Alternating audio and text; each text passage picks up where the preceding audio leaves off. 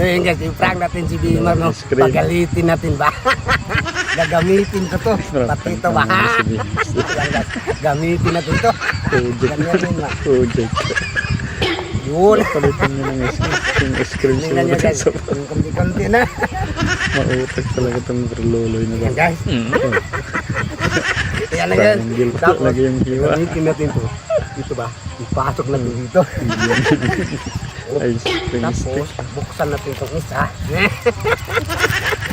At ipalit natin ito ba? Dami talagang kalukuhan nito. Tapos man.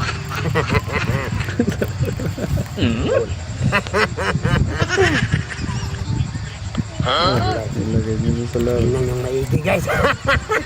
Magalitin natin si Bimax guys. Kala niya siguro ice cream. Papakain nyo yung Bimax yan. Yan natin ng ano ba? Susglo. Para magsikit man.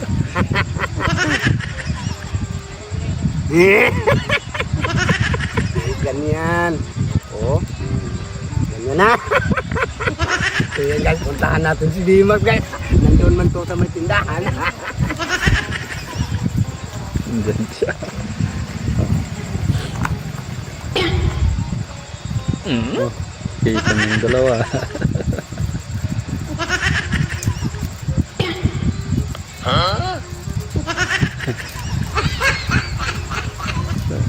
Tingin nyo yung isa.